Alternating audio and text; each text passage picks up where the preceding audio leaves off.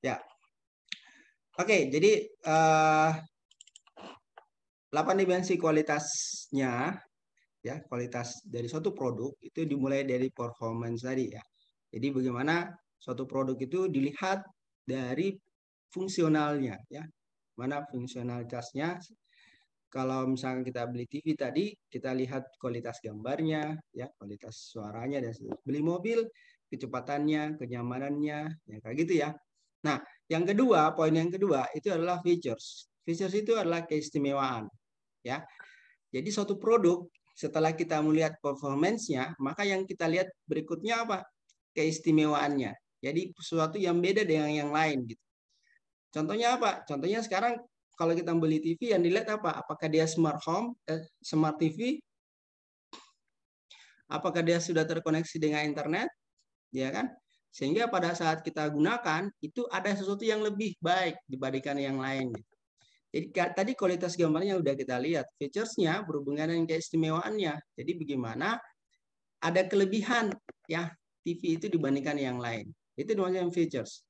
Ya, itu TV sudah terkoneksi internet, kita bisa lihat media sosial, misalkan bisa nonton YouTube misalkan di TV gitu kan. Kenapa harus TV? Karena TV itu ukuran gambarnya jauh lebih besar ya dibandingkan kalau kita menggunakan HP, kalau kita menggunakan laptop misalkan ya gitu ya. Nah, itu berhubungan dengan features. Ya.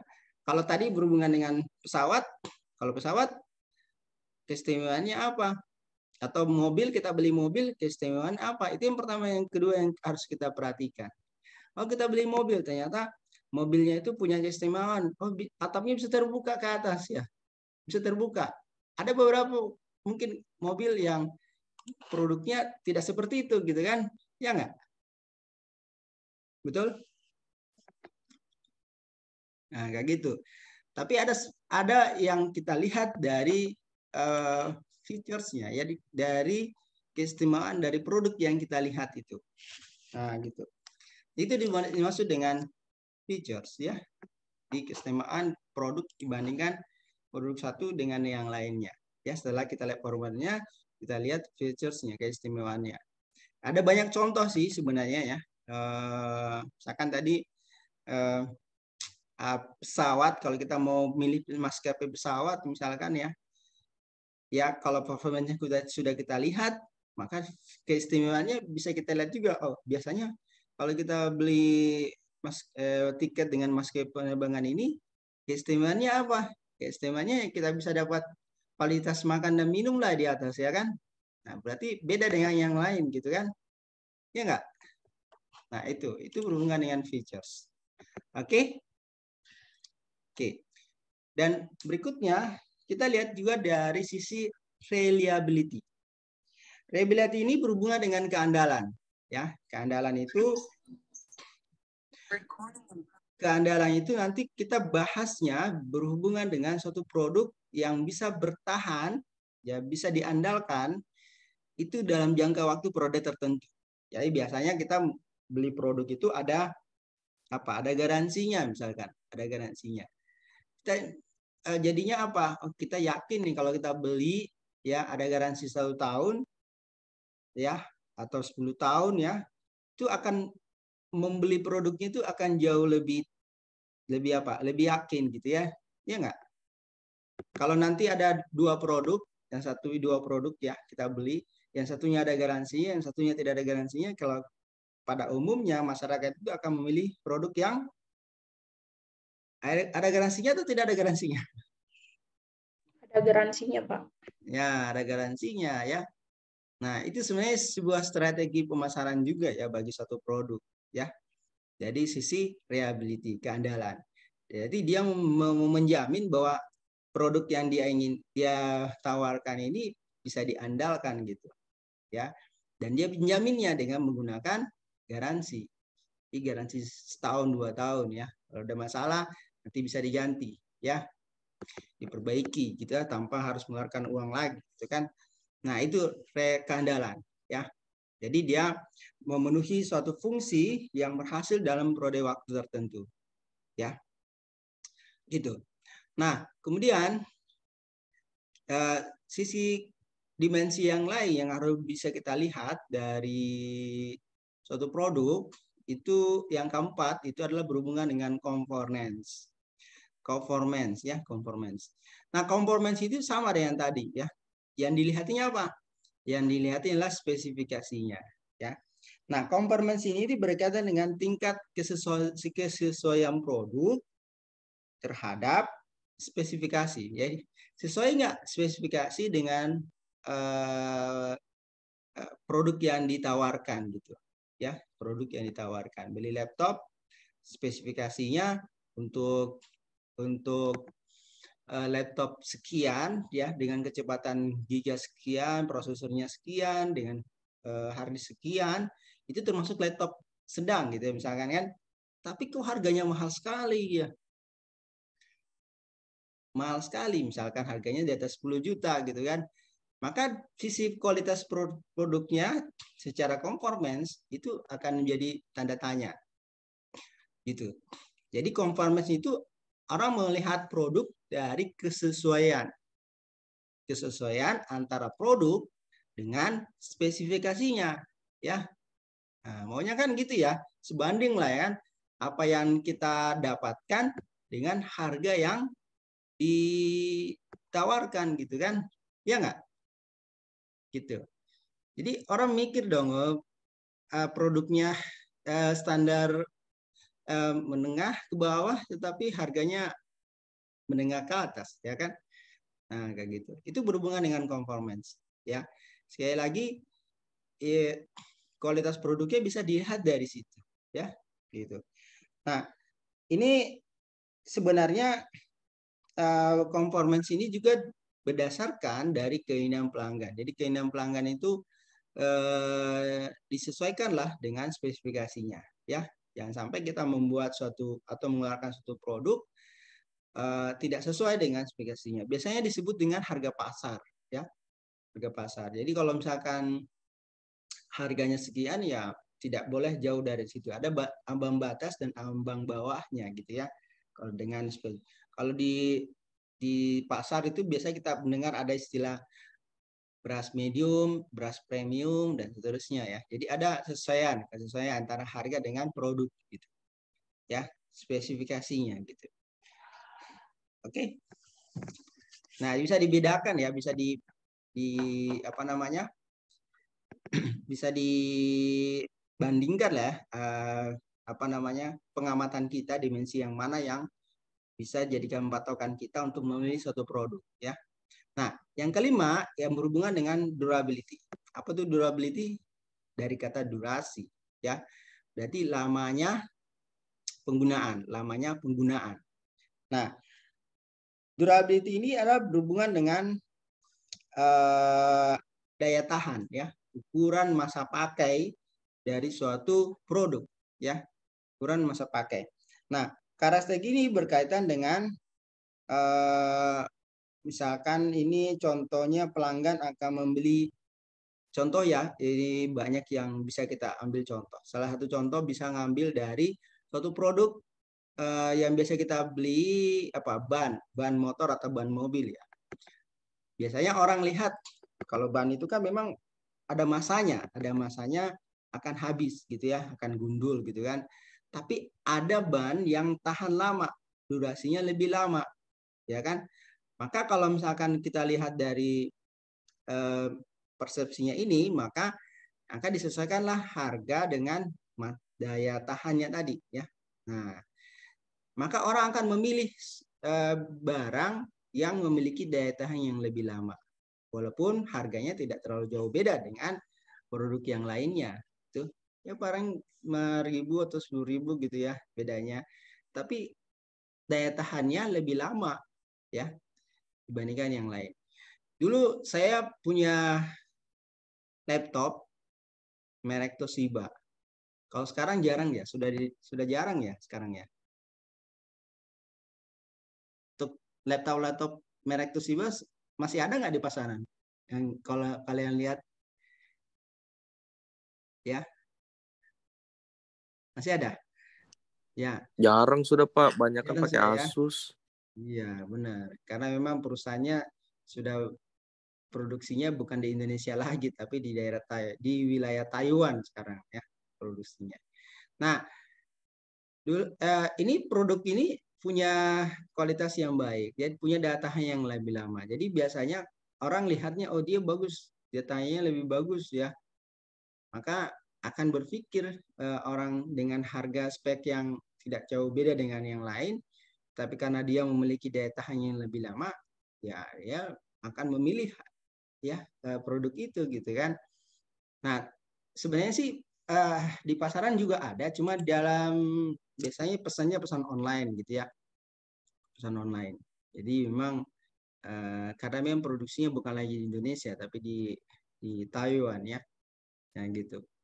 Nah, saya pernah punya laptop merek itu, sampai sekarang masih saya pakai gitu ya, tapi sudah mulai jarang karena memang sudah ada masanya memang dia harus ini ya diperbaiki ya.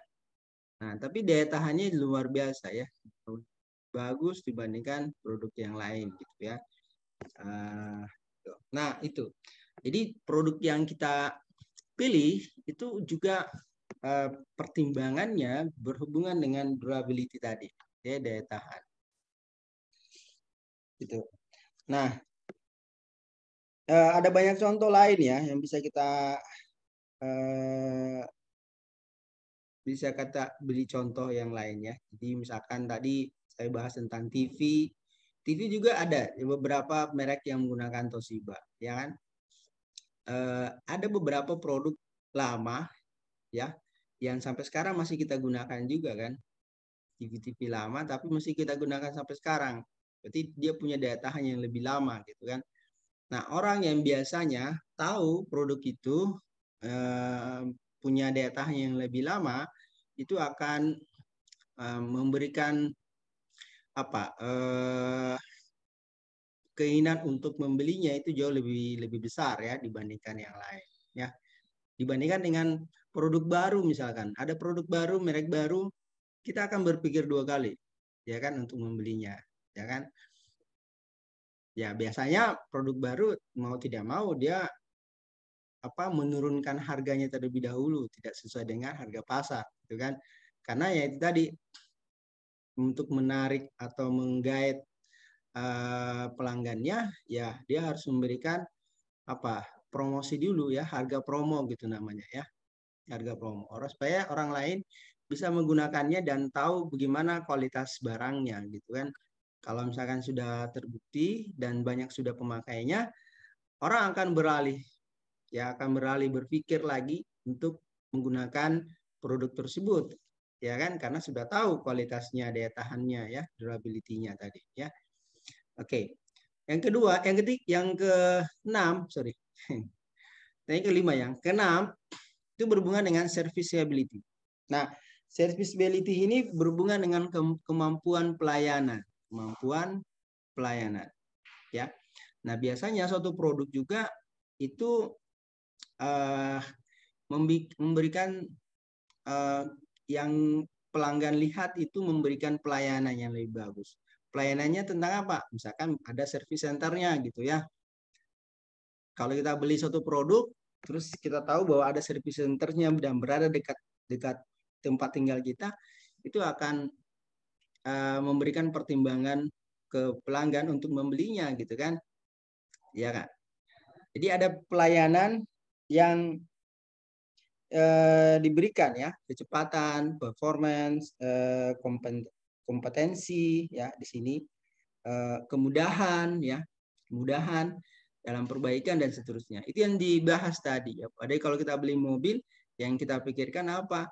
Yang kita pikirkan ini nanti spare part-nya mudah didapat nggak itu. Makanya pangsa pasarnya kalau kita melihat merek ya, kalau kita lihat merek mobil misalkan ya, pangsa pasarnya orang akan memilih merek dengan merek Toyota misalkan ya, dibandingkan merek yang lain. Kenapa? Karena Toyota itu salah satu pertimbangannya adalah kemampuan dalam pelayanannya, kecepatan dalam pelayanannya. Jadi kalau misalkan ada kerusakan, tidak perlu nunggu terlalu lama.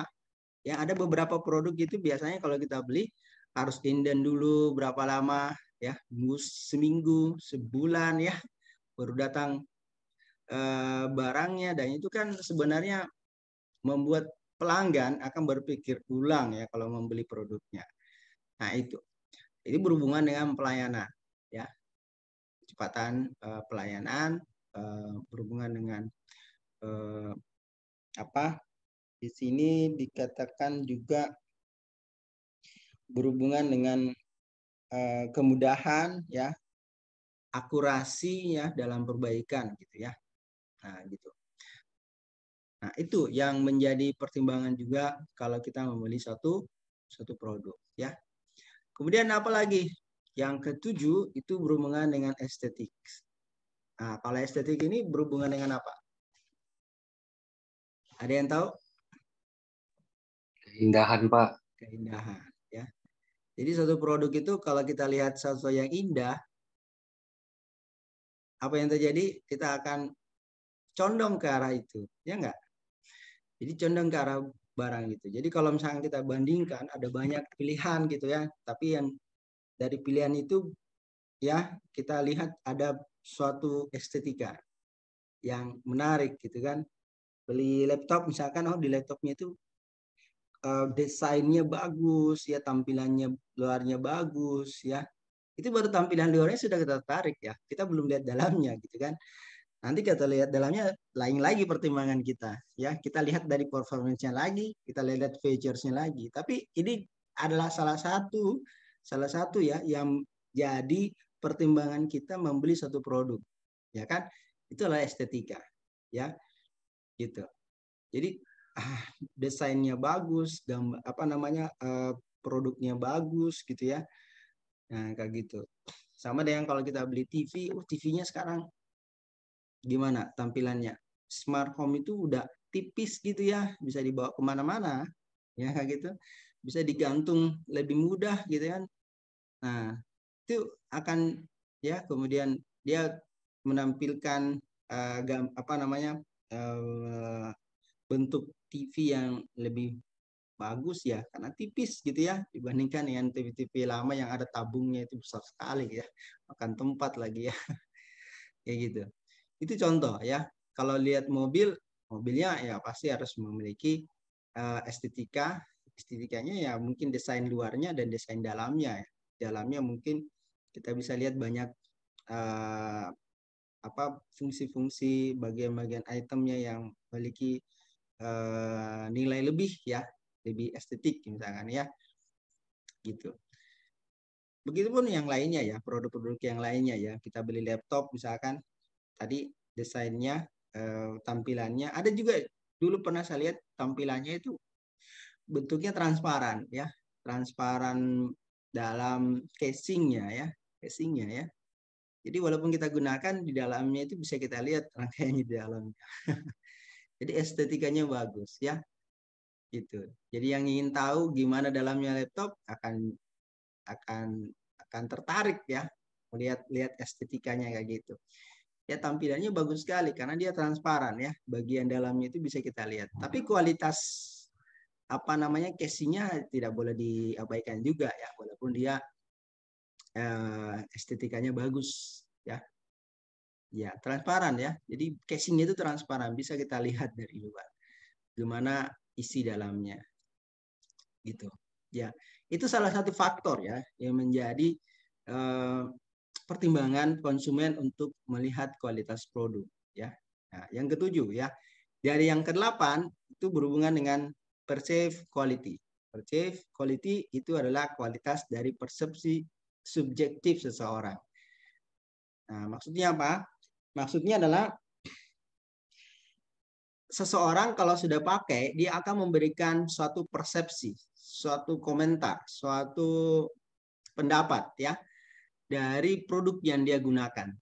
Nah, biasanya persepsi ini akan bisa mempengaruhi orang lain. Ya enggak? Betul enggak? Pernah lihat barang di marketplace? Marketplace tahu? Ini yang ibu-ibu pasti banyak tahu deh. Sering belajar online. Ya enggak? Kalau marketplace tahu ya? Tahu, Pak. Nah, Di situ banyak produk ya, cantik-cantik semua gitu kan. Desainnya walaupun itu dalam bentuk di medsos aja ya nggak? Di medsos aja kita belum lihat barangnya nih ya. Tapi apa yang bisa menyebabkan kita terpengaruh untuk membelinya? Persepsi orang, ya, persepsi quality. Jadi kalau misalnya kita lihat barang itu, kemudian kita mau beli, yang pertama yang harus kita lihat adalah pendapat orang tentang barang itu. Barang yang sudah pernah dipakai orang itu, bisa nggak, gimana anunya, pendapatnya? Apakah dia arahnya positif, banyak yang berpendapat itu bagus, maka itu akan mempengaruhi kita untuk membelanja, untuk membeli barang tersebut. Betul nggak? Betul, Pak. Betul ya. Ya, tapi tidak semua. Karena ada juga memang perceived quality-nya ini itu karena memang dibuat-buat gitu ya. Ada juga kayak gitu ya, dibuat-buat ya. Tapi ya kita bisa lacak sebenarnya ya. Apakah betul orang yang komentar itu, yang memberikan persepsi itu betul-betul memang pemakai atau pernah pakai alat itu atau produk itu. Kalau yang kayak gini bisa kita telusuri kan, apalagi kalau misalkan ternyata yang pakai itu adalah orang dekat kita, ya nggak? Orang dekat kita, keluarga kita gitu kan, kita bisa langsung memberikan pertanyaan ke keluarga kita atau teman kita yang pernah menggunakan itu. Jadi akan kita dapatkan data yang menjadi persepsi quality, kualitas persepsinya gimana, ya? Apakah dia senang dengan produk yang dia gunakan itu, apakah dia cocok atau ada kekurangannya. Nah, itu nanti jadi apa namanya, pertimbangan kita untuk membeli suatu produk, ya. Ya enggak? Gitu. Ya. Jadi sekali lagi ada 8 dimensi kualitas produk ini yang bisa mempengaruhi ya. Nah, ini semuanya sudah dibuatkan konsepnya ya sama ahli-ahli manajemen kualitas ya, manajemen mutu ya, di mana mereka sudah memikirkan dan membuat konsep tentang suatu produk gitu. Jadi memang ini memakan waktu yang lama ya, memakan waktu yang lama untuk membuat suatu kesimpulan ya 8 dimensi kualitas produk ini ya. Sudah tidak gampang ya, itu pasti berdasarkan pengalaman ya, berdasarkan penelitian ya, dan seterusnya. Nah, gitu. Jadi sekali lagi kalau kita gunakan ini sebagai suatu pertimbangang untuk menentukan suatu produk ya, apalagi kalau kita mau membuat suatu produk ya, mengeluarkan suatu produk ya, pertimbangan-pertimbangan ini akan menjadi suatu hal yang seharusnya kita pertimbangkan, apalagi kalau kita seorang ahli ketiga ya. Ahli ketiga dia akan melihat kualitas produknya sebelum dia membeli, ya enggak?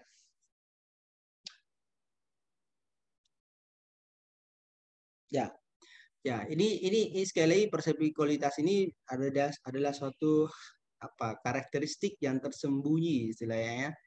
Dan itu bisa dibuka setelah ada pelanggan yang memberikan komentar, kayak gitu. Gitu. Ya kalau misalkan kita lihat dari produk-produk sekarang ya emang harus kayak gitu ya. Apalagi kalau produknya produk lama gitu ya. Beli TV, kita ditanya dulu orang yang pernah pakai TV merek ini gitu kan. TV merek ini saya mau beli. Kira-kira TV ini gimana? Ya, penggunaannya tahan lama nggak? Kualitasnya gimana? Apa kekurangannya? Itu tiga pertanyaannya itu kan harus ditanyakan dulu sama orang yang pernah menggunakan produk itu, ya. Nah, gitu. Kalau misalkan kita sudah bertanya sama banyak orang, kalau satu orang tidak cukup ya, harus banyak orang ya. Ada beberapa orang yang kita bisa tanya persepsi kualitasnya, maka akan menjadi pendorong kita untuk membeli produk itu, ya.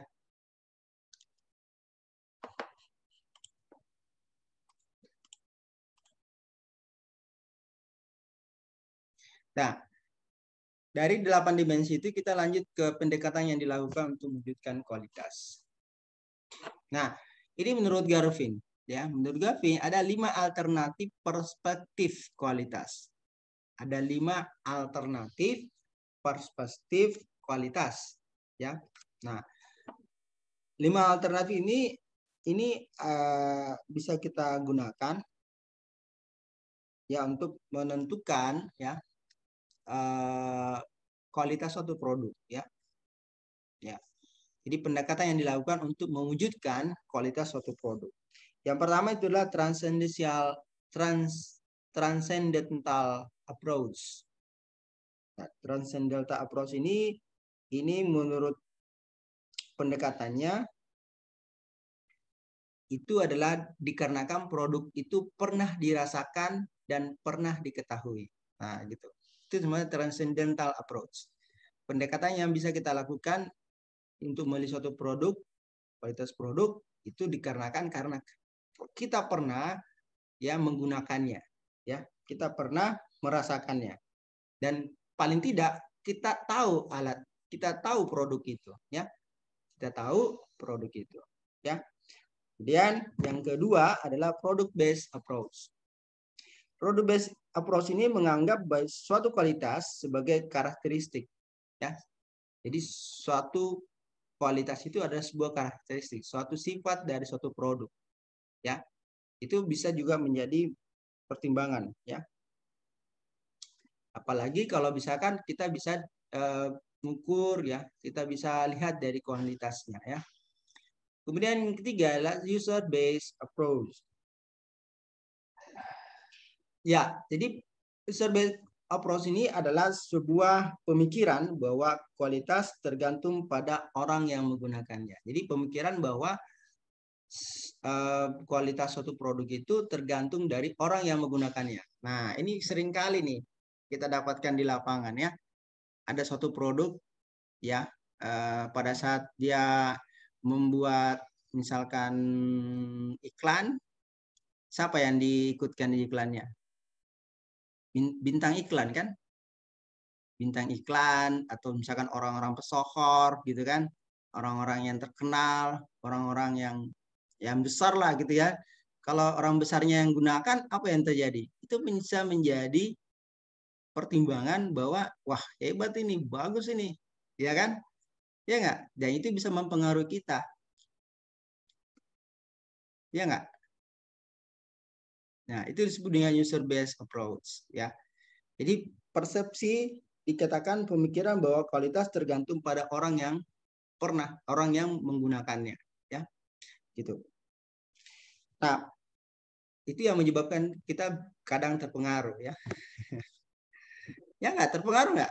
Kalau misalkan kebetulan ya yang jadi bintang iklannya itu adalah orang yang kita idolakan gitu kan. Apalagi yang cewek-cewek nih ya. Yang cewek-cewek sukanya nonton drama Korea ya, iklannya bintangnya si siapa sih bintang Korea? Nah, kalau bintang Korea yang pakai, waduh. Nah, kalau laki-laki biasanya sukanya Ronaldo ya, Ronaldo sama Messi ya. Ronaldo sekarang iklannya banyak nih. Messi juga banyak iklannya kan. Karena yang pakai itu orang-orang hebat gitu kan. Nah, itu bisa mempengaruhi pelanggannya ya. Oh, ini idola saya ini ya. Idola saya ini yang pakai nih. Nah, produknya ya pakai juga gitu kan. Nah, itu bisa jadi satu pendorong ya untuk kita menggunakannya ya. Kemudian manufacturing based approach itu berhubungan dengan perekayasaan atau permanufakturan dari suatu produk ya. Jadi rekayasa. Jadi satu produk yang sudah dibuatkan dalam bentuk satu rekayasa yang modern teknologinya ya. Itu kadang juga mempengaruhi kita ya. Canggih nih ya gitu kan. Nah, kemudian ada value based approach ya.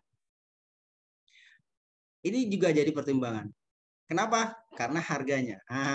Value. Value itu berhubungan dengan nilai, dengan harga ya.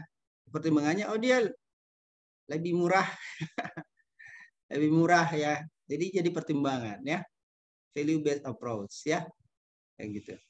Nah itu tadi ya, ada 5 pendekatan yang bisa kita lihat ya dalam melihat suatu kualitas suatu produk ya, kayak gitu. Oke, saya lihat ini free zoom-nya sudah mau habis lagi nih. Ya, jadi mungkin waktunya juga saya lihat sudah mau habis ya. Jadi mungkin sampai sini dulu ya kuliah kita. Ini kebetulan saya rekam ya. Nanti kalian boleh nonton sebagian ya videonya di YouTube ya. Oke, sudah subscribe gak ini semua? Sudah, Pak, sudah. Sudah, Ya. Pak. Ya, nanti kalau misalkan mau bahas tentang atau melihat tentang materinya boleh dilihat di YouTube saya, oke? Oke, ini kebetulan saya rekam. Oke, saya kira gitu ya pertemuan kita pada pagi hari ini ya. Mungkin kalau terlalu banyak nanti si kalian bingung juga nanti, wah ini saya lihat banyak yang sudah gelisah deh. Ya. Oke. Mungkin kita akan ketemu pekan depan, dan pekan depan itu insya Allah kita sudah mulai offline lagi ya. Tapi ingat ya, waktunya kembali lagi ke jadwal awal, yaitu Rabu pagi. Rabu pagi ya? Mana Iya, Mbak Pak, Rizka? Rabu pagi, Pak. Mbak Rizka? Iya, Pak. Rabu Iya, Pak, pagi ya benar. jadwalnya ya? Iya, Pak. Iya, oke. Oke, kalau gitu saya screenshotnya kehadirannya berdasarkan screenshot, jadi minta tolong untuk kameranya bisa nyalakan, kita screenshot bareng ya. Singkat kehadiran kita. Ini yang hadir cuma 20 dari 31 mahasiswa. Iya nggak? 31 kan? Iya, Pak. Iya, Pak. Ya. Oke. Ini banyakan di rumah semua ya? Di rumah, ada yang di kantor? Di rumah, Pak. Di rumah. Oke deh, kalau gitu siap? Udah siap?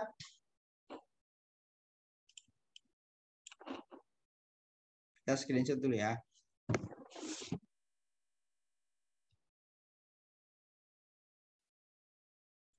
Masih ada yang belum nyalakan kameranya, tapi nggak apa-apa. Oke, saya kira gitu ya pertemuan kita pada pagi hari ini. Jangan lupa jadwal kita kembali ke awal Rabu pagi ya. Saya belum kasih tugas ya. Nanti aja deh di depan ya. Saya pikirkan dulu tugas apa ya dikasih ya. Oke, saya kira gitu ya pertemuan kita pada pagi hari ini. Terima kasih banyak atas perhatiannya. Mohon maaf jika ada yang kurang ya. Saya tutup ya. Oke, makasih. Iya. Assalamualaikum warahmatullahi wabarakatuh dan selamat pagi. Waalaikumsalam. Waalaikumsalam. Terima kasih, Pak. Ya, oke. Pak. Ya. Oke ya, saya tutup ya.